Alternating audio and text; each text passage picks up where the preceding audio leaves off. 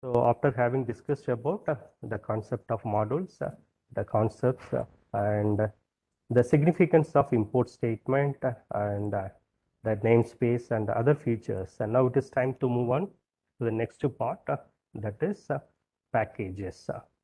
Okay.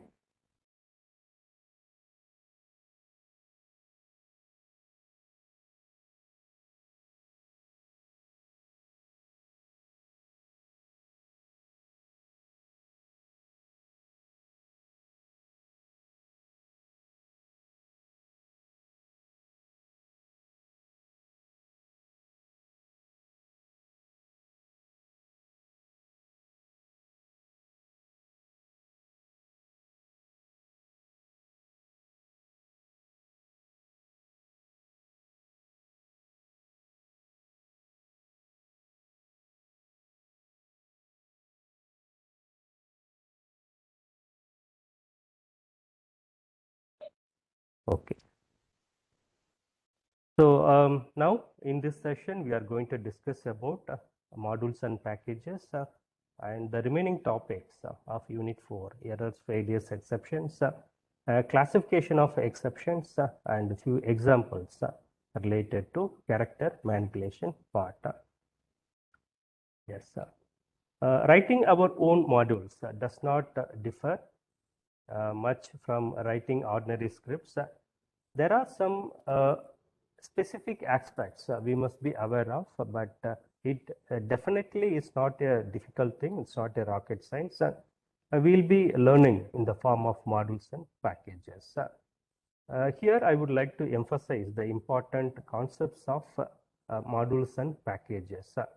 We had seen module is a kind of a file where all the related resources are stored or packed. So a module is a kind of a container. A module is a kind of container filled with functions. So we had seen examples in the previous session. Math is a function, okay, which supports all the mathematical functions. So a module is a kind of a container filled with functions. A module can have a number of functions, function 1, function 2, okay, function 3. It will be supported with a number of functions.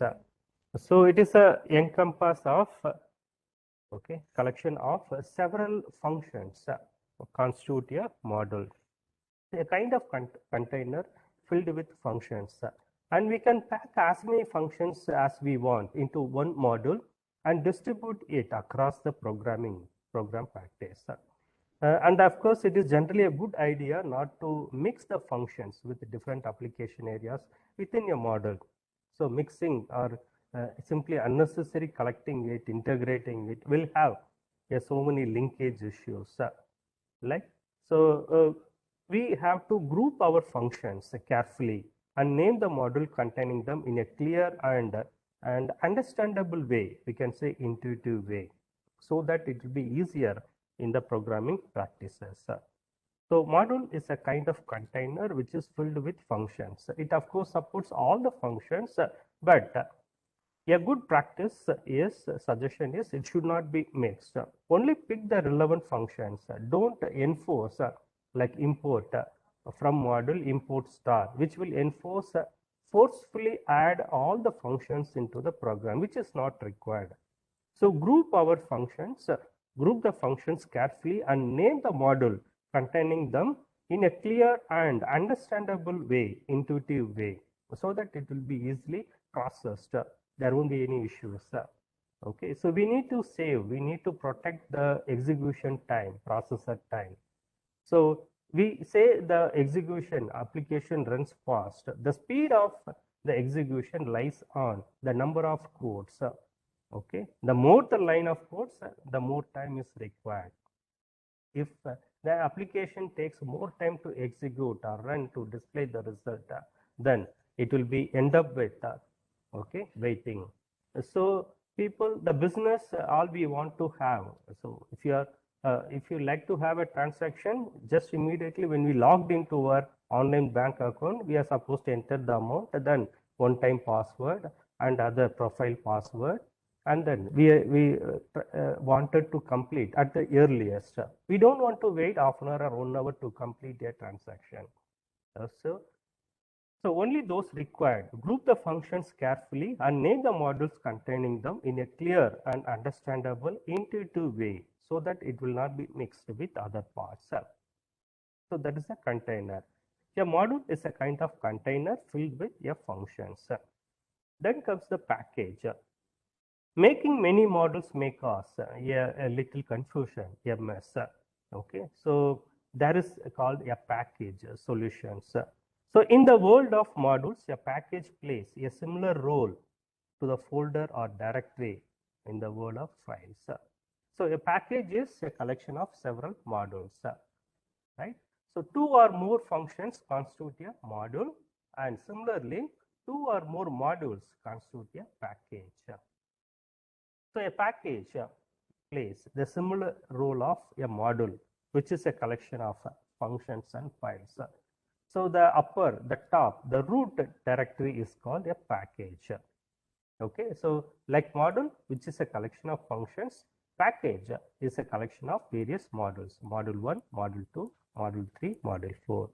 So the highest unit is called a package, which has support of several modules, and module is processed with the help of functions. Okay, so when we are writing our own modules or packages, so that should not be different much from writing scripts. So we can make as specific as possible so that that will be easily used in the programming. So it is not a difficult job, it's not a rocket science. So that will be by practicing, by programming, okay, we'll be able to understand the concept easier. That is a part of modules and packages. Fine. Now moving on to the next topic is errors, failures, and other plagues, exceptions. Right. In general, I would like to start with a proverb called statement goes like this. Many of you may aware the Murphy's law. Anything that can go wrong will go wrong. This is Murphy's law, and it works everywhere and always. In any work, a good begin will have a good end. Always we'll be very careful. Either the work is completed or not, but we'll be very particular. Okay, the start of the work should be in a good note. We have a good start. So we are not bothered about the result. We have a general perception and understanding. When there is a good begin, it will go as smoothly and it will be ending in a good note. But anything that can go wrong will always go wrong. And it works everywhere and always. So our code executions can also go wrong sometimes. For example, take a look of this code. Okay, so kindly go through these 4 statements. We are importing a math function. Okay, and 2 variables x and y. X is an input that takes the input as float type, and y calculates the square root of the input x, math dot square root of x. So print square root of x equal to x. Okay, so what will be the output of this program? So this program will run successfully. Okay, if we have a predetermined assumed input and output. Okay, so for example, let me switch on to Python editor, which I have already opened. Yes. So the math function has been okay. Math is imported 2 variables and all we need to calculate the square root, right? Okay.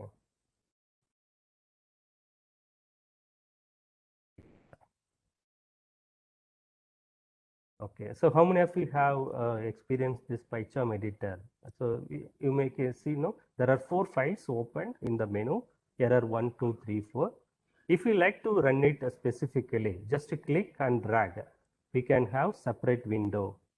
So that will display in a separate box, you say compartment, right? If you don't want, if you all have to mix it, then just click and drag to the menu. So the two compartments are now combined into one, right? So this is one feature I would like to share with you. Fine. Now the first program, okay, let us run. So this is a simple Python application to calculate the square root of a number. Okay, so either int or float. Run the program and check. Enter the value of x. Let us say 4. So 4 is an integer, so that will be converted into float and assigned to the variable, and the square root of this x is found with the help of the function, right? So now 4, the square root of 4.0, yes, is equals to 2.0. Since it is defined as float, and we get the output as 2.0, right? So if we have a predetermined input 4, we get the correct output. Okay. Will this program go wrong? Are there any issues in the program? This program will it throw an exception or error when it will not work. For any positive or float values, this program will calculate the square root of the input. There are at least two possible. In fact, this program works well if the input is predetermined. But there may be at least two possible ways in which this program can go wrong. For example, let me run the program again and enter.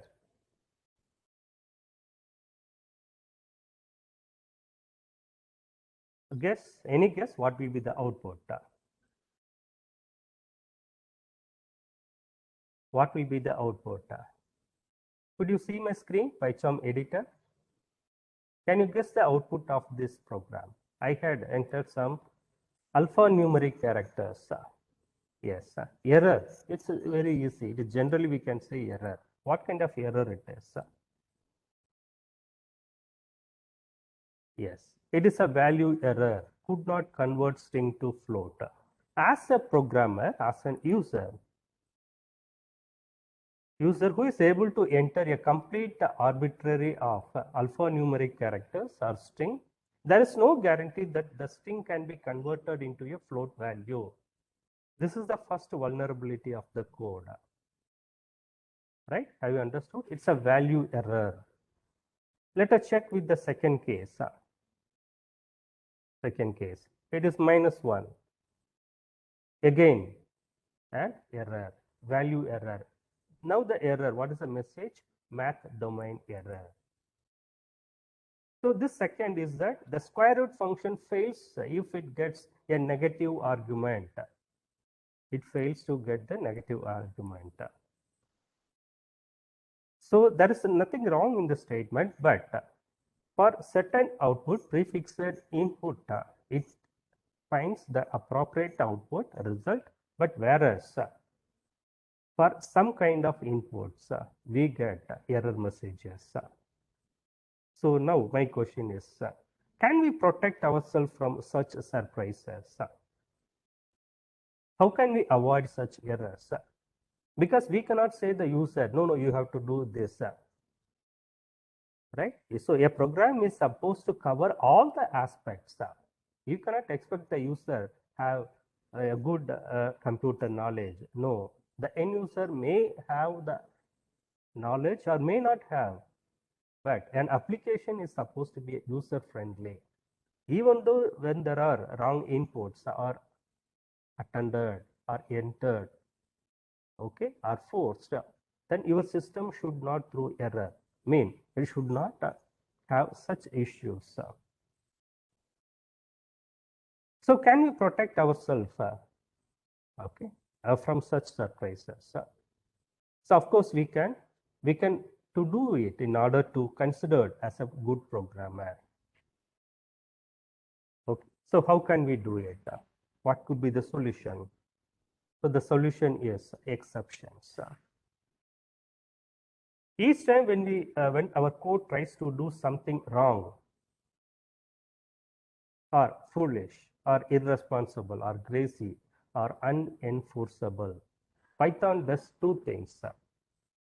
First, it stops our program and it creates a special kind of data called an exception. Both of these activities, are called raising an exception. We can say that Python always raises an exception when it has no idea what to do with our code. So Python provides effective tools that allow us to observe the exceptions, identify them, and handle them efficiently. Now, how to handle these exceptions? The word is the key to the solution, that is by using try and except. So it is a block where we'll have all the exceptions are entered. If there is a coincidence at the time of execution, then this error, appropriate error message will be highlighted. So we can handle the exceptions with the help of try except block. Try except block. Let us now move on to PyCharm editor to do with a try except block. Yes. So now we had the same statements have been entered, accommodated in the try except block. When there is an error and unexpected conditions which will throw an particular thing, right? So let us run the program and check, enter the x. Of course, we all know that square root of 4 equals to 2. And let us again check the two exceptional cases, A, B, C, D, some alphanumeric characters. So it is an error. Enter a valid input. So furthermore, we can specify the error, right? Furthermore, we can specify in the print statement. What was the error? Value error. Could not convert a string to float. That could be the message. Could not convert the appropriate. Could not convert string to, could not convert string to float. Right? So which is nothing but the value error.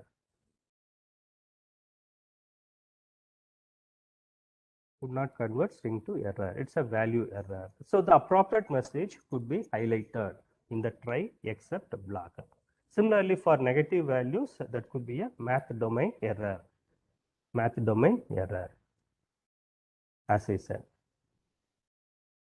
Okay. Except value error. -1. Could not convert string to error for alphanumeric, enter a valid input. So we can specify the errors, value error.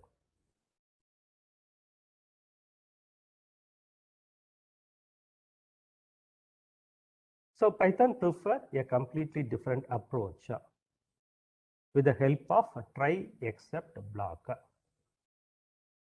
Right? So the try except, the keyword start with a try keyword.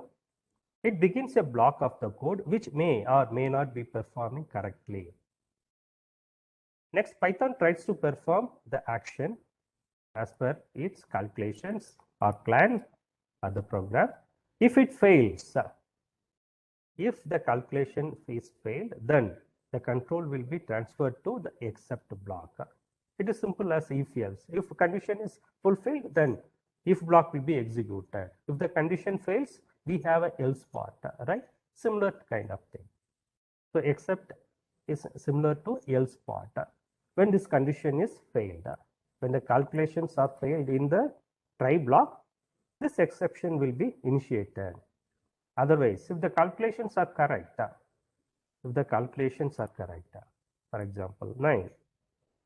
So it calculates and the result is displayed. The except block will be ignored if there is an error. So the except keyword starts a piece of code which will be executed if anything inside the try block goes wrong.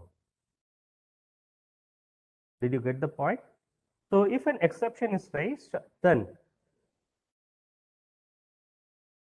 it will, the statements inside the block will be executed.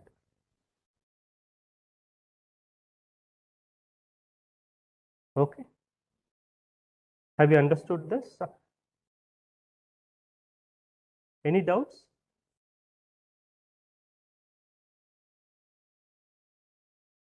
So exceptions are errors when code tries to do something wrong, are irresponsible, or crazy, or unforceable. So with exceptions, then our program will not be stopped. This situation, when the program stops execution and throwing an error, is called an exception. It could be handled with the help of a try except block.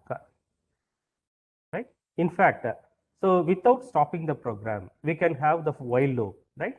Hope you remember the while statement. If there is a wrong input, then so this complete try block could be accommodated inside a while block to repeat the executions. When there are errors, we can have another type of enter a valid input. So the process may be continued with the help of while block. While n is equal to 0 or some minus 999, we can continue, repeat the execution as long as we wish. If we no longer need it, we can stop the execution. Okay. Hope it is clear. Any doubts? Any queries?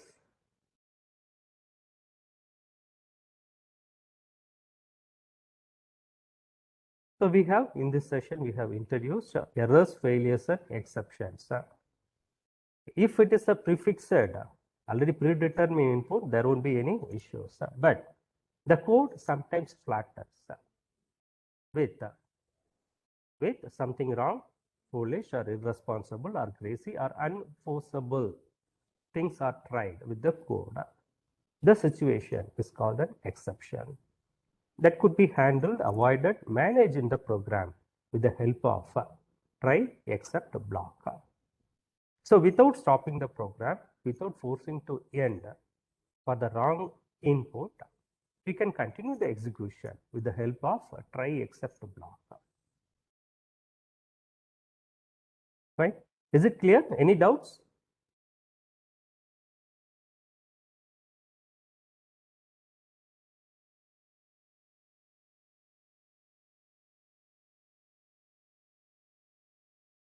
Any doubts or queries? Okay. So this is anatomy of exceptions. Python 3.9. Okay, so hope you remember we started with 3.8 and okay, and last month it was 3.9. The current version of Python is 3.10.0. 3.10.0. Okay. As per the latest specification of Python, which defines 63 built-in exceptions. So all those errors which are likely to appear, encounter, or projected during the time of executions are classified into 63 built-in exceptions. And all of them have been shaped in a hierarchical manner. So the base exception, we have three classifications: system exit, exception, and keyboard interrupt. So exception, kindly note, exception is an error, is a wrong input. Okay, so those things are classified into 63 built-in exceptions. If we have all the 63 built-in exceptions accommodated in the try except block, our program or our application will never be stopped abnormally. It will continue to work and it will accept any kind of input irrespective of their executions. So as an overall, there are 63 built-in exceptions. Okay, have been classified into three categories. Furthermore, we have arithmetic error, zero division. When a value is forced to divide by 0, it will throw an zero division error, arithmetic error, lookup error, value error, index error, key error. Okay. So by having all these 63 built-in exceptions in the try except block, so we can come or we can our program will work. Okay, will have the ability to accept all kinds of inputs. So this is the anatomy of exceptions. In fact, some of the built-in exceptions are more general. Okay, the more general arithmetic error, zero division error, key error, and value error. Okay, 1, 2, 3. These are more general. Okay, while others are completely concrete. So they represent only in some cases. So we can say that the closer to the root an exception is located, the more general it is. Right? So the exceptions located at the branches end are concrete. System exit and keyboard interrupt are very rare errors. But they may happen. They will be thrown. They will be invoked when there are issues. Okay. As I said, the zero division error is a special case of more a general exception class name called arithmetic error. And arithmetic error is a special case of more general exception class name called exception. Okay. And further exception is a special case of more general class name called base exception. Fine. So this is the anatomy and classification of exceptions. Kindly note this question part is being frequently asked in the examinations. You'll be asked to explain or classify the anatomy of exceptions with a neat hierarchy. So we have to draw the hierarchy and explain each cases with an one line example. Right. So moving on, we have the next part is strings, string handling. So most of these functions we have already discussed. Since it's a part of this unit, we have we'll get an opportunity to revise all these functions. So kindly note length. This function results the count. Okay, the count the positive value, integer value. It will count the characters in a string and returns a numeric value. Concatenation function, it adds, it is arithmetic plus, adds two strings. Replication, which will help to multiply, it's a arithmetic multiplication. Okay, so where a particular string is repeatedly concatenated. In operation checks whether a character is a part of string or not in a list. So the result will be either true or false. We have a max function to find the greater value, either it could be integer or string from the given list, and its counterpart is minimum, that will result the least value. Indexing is used in represented by colon. So we can have the split with the help of indexing. List, count, again count is count the number of characters or values in the list. Capitalize, a function that will convert the first character. So a string is accepted and the first character of the string will be converted into uppercase and all the remaining characters will be of lower case. Right. So center, this is the function. This will align a string in the given list in the center. Okay, at the exact position. So ends with we can add the values. Find, it is used to search a particular character or a value which will return the position. Is alphanumeric, will check is alphanumeric or numeric, that will return the alphanumeric characters. Comparing string is a very simple equal to operator. If two strings inputs are equal, that will return either true, else it is false. Sort, we have a standard inbuilt function, sorted, sort and sorted. Okay. So these were the few string manipulation functions which will be uh, needed to understand. Okay. So let me open the program which already I have checked it. Okay. So, fine.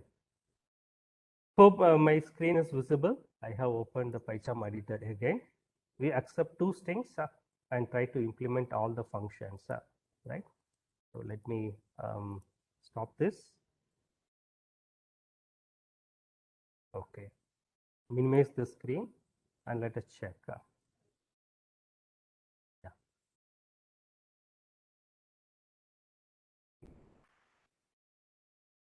Hope the screen is shared. Yes. So length, two strings are accepted input. Length of S1. So more than one functions can be accommodated in the print function. If you like to have separate, that could be done in the separate statements. Length of S1 and length of S2, that will return the counter, right? Concatenation by arithmetic plus replication, it is a multiplication operator, repeatedly concatenated. Okay. So kindly note this asterisk, I hope you remember, it's and supports a commutative property. So S1 into 3 or 3 into S1, both will be have the same output. Supports commutative property, whereas concatenation plus will not have the support of commutative property. So in will search a particular character or two or more characters in a string. So the output will be true or false. And its counterpart is not in, right?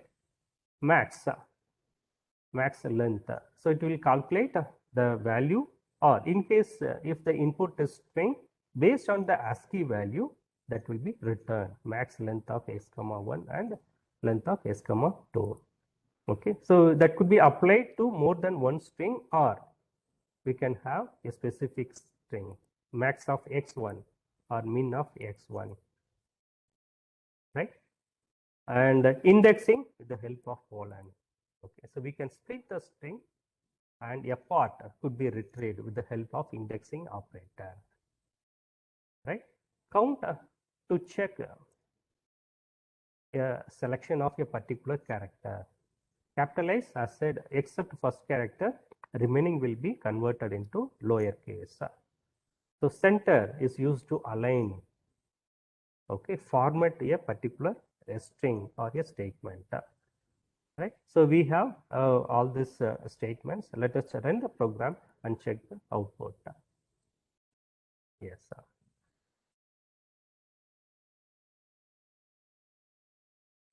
Okay.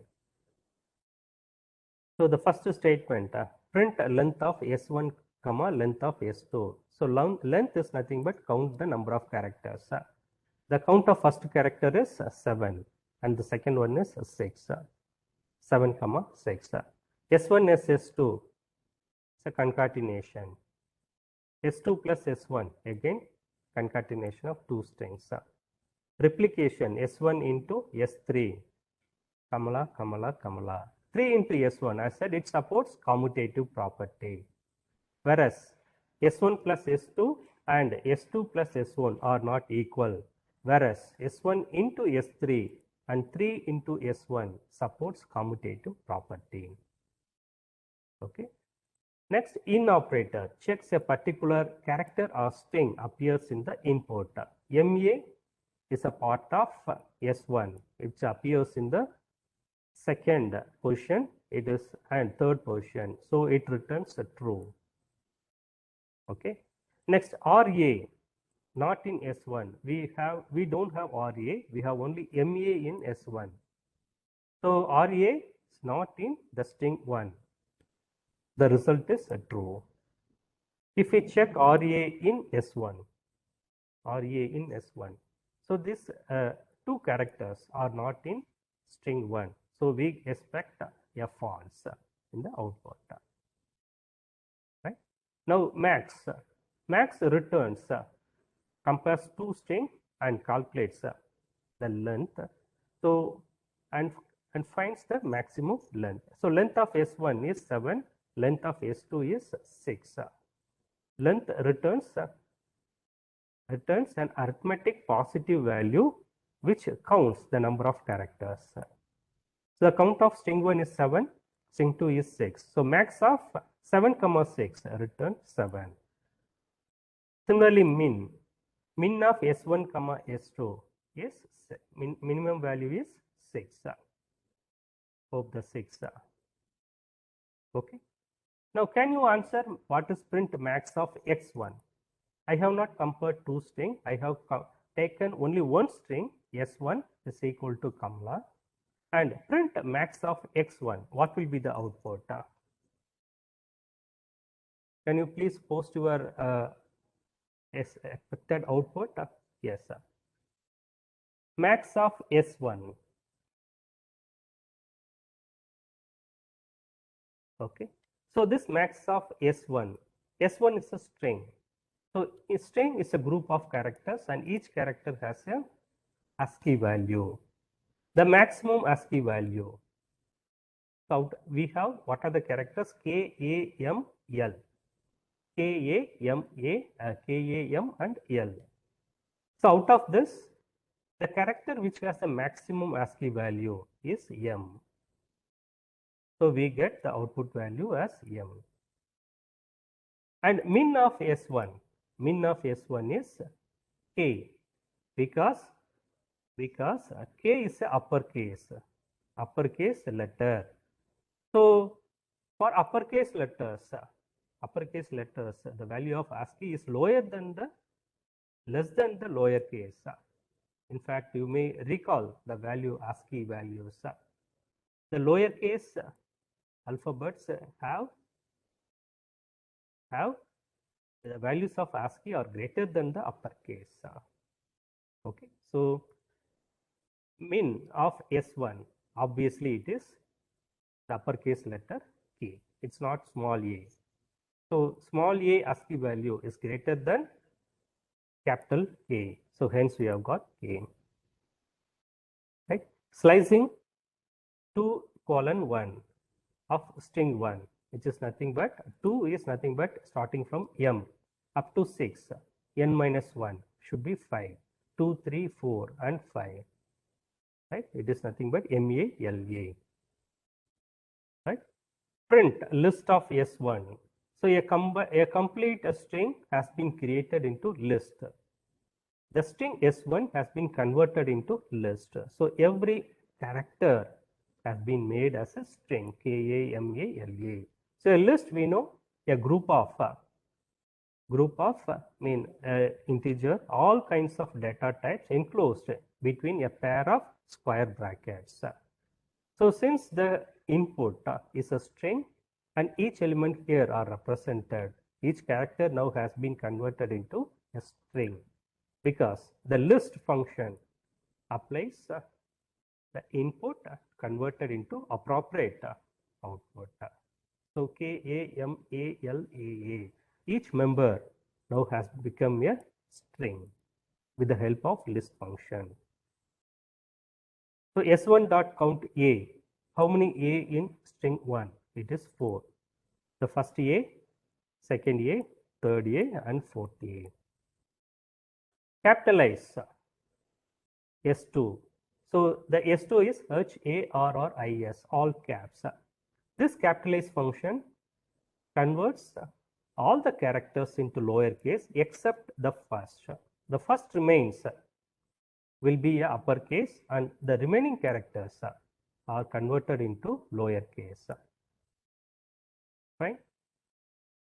Next, center of 10.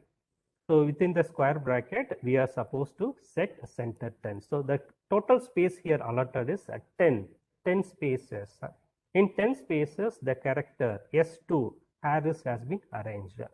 HARRIS, it is a 6 character. Okay, but the amount of space reserved are 10.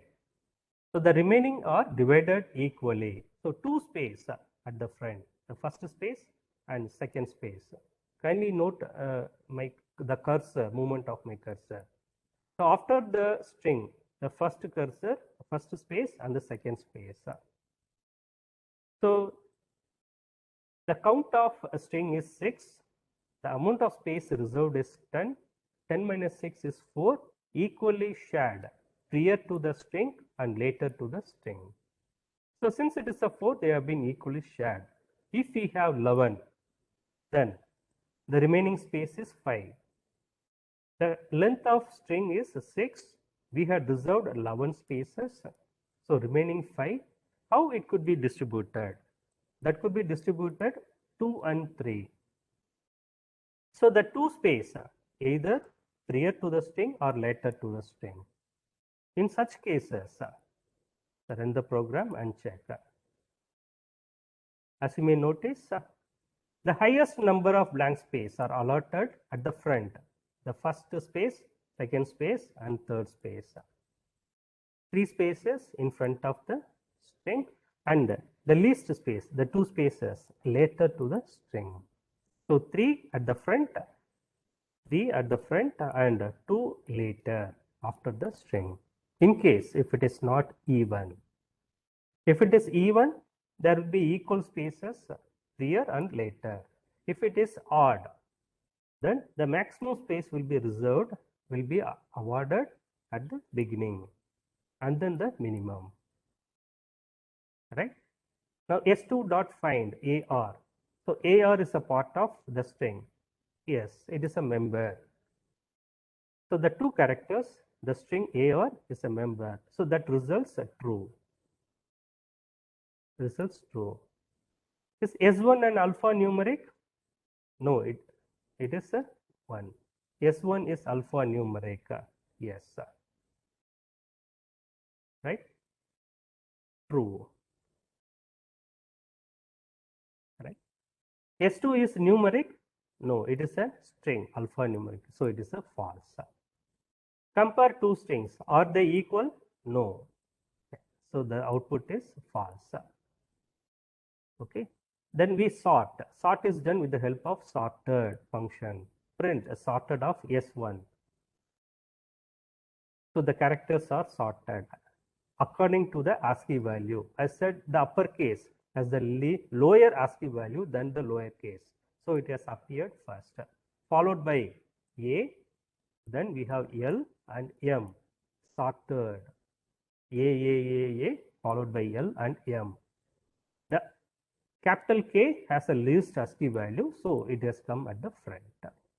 So sorting will support the arrangement of the characters or values according to its input.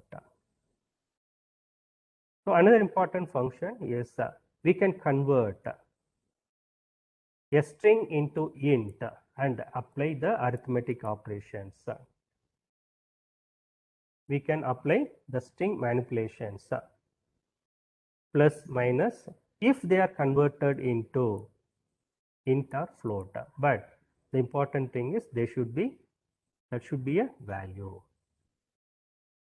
That should be applicable to only integer string. We cannot apply the string manipulations. Conversion of int or float is not permitted when they are characters, character string.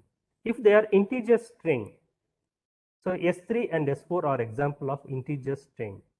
10, they are enclosed between a pair of quote. So they are integer string. So the integer string can be manipulated. We can apply plus and other operations when the integer string are converted into int and float. So the 10, which is an integer string converted into integer. 0.5, again another integer string converted into float, and they are added. As a result, 10 plus 0.5, which results 10.5.